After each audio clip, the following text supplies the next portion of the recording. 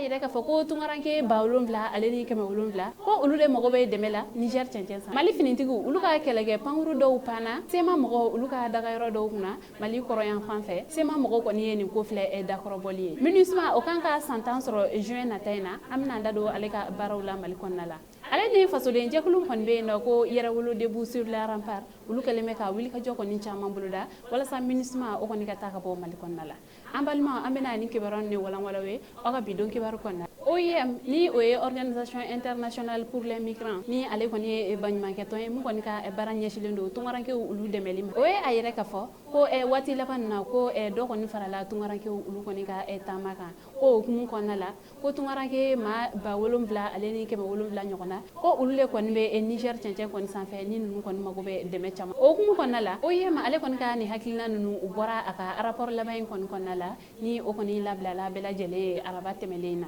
K'aw ladɔnniya k'a fɔ ko Niger kɔrɔyan fan fɛ cɛncɛn sanfɛ yen nɔ ko tungaranke caman kɔni de bɛ degun na yen nɔ ko 7,000 ale ni 700 ye kɔni na ko a yɛrɛla k'a fɔ ko mɔgɔ 5,000 ɲɔgɔn na ko olu de bɛ asama kan. Ko ni mɔgɔ minnu kɔni filɛ nin ko u kɔni bɛ degun caman kɔni na yen nɔ ko jiko b'u la dumuniko b'u la fo ka taa se kɛnɛya ale ni lakana ma ale ni siyɔrɔko ko olu kɔni ka jateminɛw la san 2000 ale ni 21 na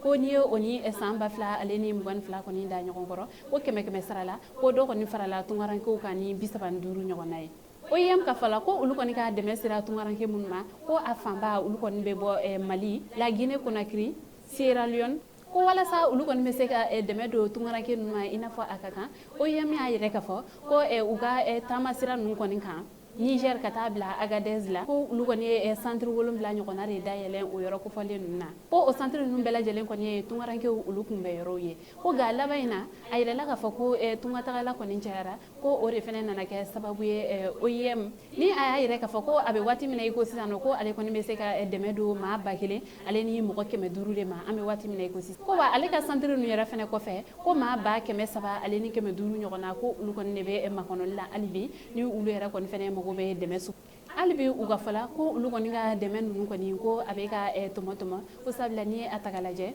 ko maa dɔw kɔni bɛ yen nɔ olu mago bɛ dɛmɛ la kosɛbɛ ka tɛmɛ dɔw kan ko ni baara ninnu fana kɔnɔna la u kɛlen bɛ ka fɛɛrɛ dɔ kɔni sigi sen kan ni maa minnu kɔni bɛ fɛ ka segin ka na u bɔduguw la ko olu ka se ka segin ka na ka sɔrɔ a ma kɛ ni gɛlɛya ye o kɔfɛ u tilala k'a ɲini CEDEAO jamanaw fɛ ale ni maa minnu kɔni ka jamanadenw bɛ nin yɔrɔ kofɔlen na ko bɛɛ lajɛlen kɔni ka fɛɛrɛ kɛ walasa cogoya min na ka dɛmɛ don olu ma olu ka se ka nin tungaranke ninnu ka se ka olu fana dɛmɛ. Kibaruya wɛrɛ m'an bolo ka da tulo kan o de ye Mali finitigiw olu kɔni ka kɛlɛkɛ pankuru dɔ o panna sema mɔgɔw olu kɔni ka dagayɔrɔ dɔw kunna Mali kɔrɔyan fan fɛ kɛrɛnkɛrɛnnenya la Ber,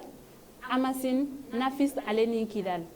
Kibaruya min sera ma olu kɔni a yɛrɛ k'a fɔ avril kalo tile 5 Mali finitigilakaw olu kɔni ka pankuru dɔw kɔni wulila sanfɛ ni ka sɔrɔ ka se Mali kɔrɔyan fan dɔw fɛ ni o kɔni kɛla dakɔrɔbɔli kɔni ye sema mɔgɔw olu ka ni maa ninnu kɔni a yɛrɛ k'a fɔ ko a man kan fiyewu Mali finitigilakaw olu kɔni ka wuli pankuru la ka taa se nin yɔrɔ kofɔlen na ko sabula nin yɔrɔ minnu kɔni filɛ nin ye olu kɔni bɛ olu de ka yamaruya kɔnɔna la kɛrɛnkɛrɛnnenya la an bɛ waati min kɔnɔna la ni o kɔni ye waati ye bɛnkan sɛbɛn kɔni bɛ Mali ni sema mɔgɔw kɔni ni ɲɔgɔn cɛ ni o ye accord de paix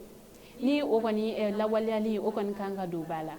o hukumu kɔnɔna la sema jɛkulu olu yɛrɛ kɔni fana ye sɛbɛn kɔni kɛ ka jɛma kɔni ladɔnniya ka fɔ ko Mali finitigilakaw ko u kɔni ye nin mun kɛ nin ye ko u ye dansa ko nka ko nin kɔni fana kɔfɛ ko kɔni mana bɔ a la ko o kɔni man ka bali mɔgɔ la an bɛ waati min na i ko sisan Mali finitigilakaw olu kɔni ma ɲɛfɔli kɔni kɛ fɔlɔ ka se k'a dɔn kun jumɛn de la u kɔni sera nin yɔrɔ kofɔlen ninnu na nka kibaruya wɛrɛ mana b'u kɔfɛ an b'o da u tulo kan. MINUSMA ale bɛna san 10 sɔrɔ Mali kɔnɔna la yan ni san 10 in kɔfɛ MINUSMA a bɛna to Mali la wa ou bien a bɛna taa k'aw ladɔnniya k'a fɔ ko juin 2013 MINUSMA ale kɔni nana Mali kɔnɔna la yan MINUSMA ni ale kɔni ye diɲɛ tɔnba o kɔni ka finitigilaka dɔw ye minnu kɔni nana Mali kɔnɔna la ko walasa ka se ka bɛn ale ni keleya ka o sabati MINUSMA ale kɔni ka kɛlɛkɛcɛw ko olu kɔni ye maa 15,000 ye Mali MINUSMA ko ale kɔni ka kɛlɛkɛcɛw olu kɔni kun ye maa 15,000 ye Mali kɔnɔna la ni san 10 in kɔnɔna la a yɛrɛla k'a fɔ ko MINUSMA kɔni ka kɛlɛkɛcɛ maa 100 ale ni 68 olu bɔnɛla u ni na mun kɔni ye maa 600 ale ni 92 ye olu yɛrɛ kɔni fana joginna ni san 10 laban in kɔnɔna la Mali finitigilakaw olu bɛ fanga ta utikalo tile 18 san 2020 kɔnɔna la san fila o kɔfɛ Barkan ale yɛrɛ kɔni fɛnɛ taara ka bɔ Mali la ka kɛ ni utukalo ale tile 15 ye MINUSMA kɔni dilannen don ni jamana minnu ka finitigiw ye olu caman kɔni a yɛrɛ ka fɔ ko olu kɔni bɛna u ka mɔgɔw kɔni fɛnɛ lasegin u ka jamanaw kan ni o ma fɔlɔ yɛrɛ kɔni kun ye Suède jamana ni o kɔni kun ka maa 100 ale ni 80 ye Royaume-Uni o kun ye maa 200 ale ni maa 60 ye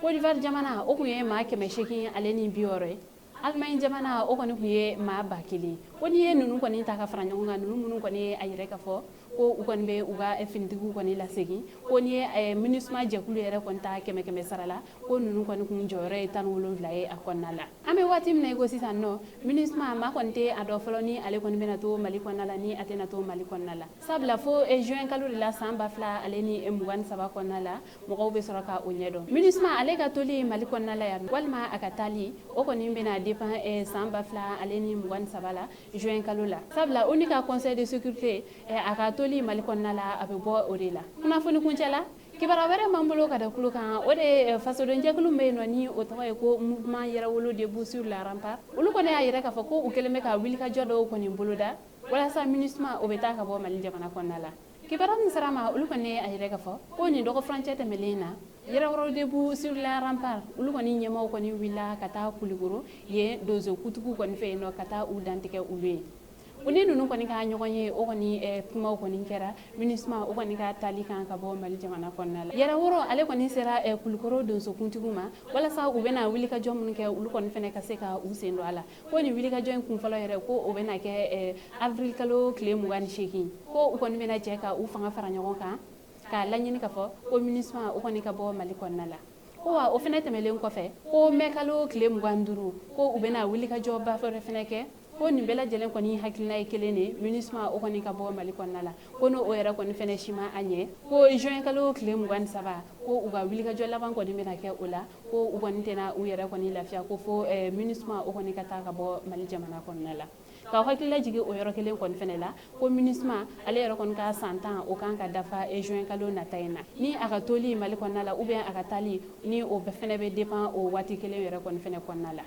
ka kɔ ni wulikajɔ ninnu ɲɛ 22 septembre tɛmɛlen san 2000 ale ni 22 kɔnɔna la ni fasoden jɛkulu in ale kun ye wulikajɔba dɔ yɛrɛ kɔni fɛnɛ kɛ ni o fɛnɛ kun hakilina tɛ dɔ yɛrɛ ko MINUSMA o kɔni ka taa ka bɔ Mali kɔnɔ ninnu kɔni ka fɔ la ko MINUSMA ko a kɔni nafama ye Mali kɔnɔna la yan nɔ ko n'a ma ɲɛ Faransi ka finitigiw ni olu kɔni kun ye Barkan ye ko ni olu kɔni taara ko nafa kɔni tɛ MINUSMA yɛrɛ kɔni fɛnɛ la Mali jamana kɔnɔ yan nɔ ko olu kɔni tɛna u ka wulikajɔ ninnu kɔni sonsori ko fo u kɔni ka MINUSMA ka o talen ka bɔ Mali jamana kɔnɔ ko MINUSMA nana hakilina wɛrɛ la Mali kɔnɔna la ko ni mun kɔni tɛ Mali o kɛlɛ banni ye an balimaw ni kibaruya ne kuma bolo ka da kulo kan ani ce aka kulumajala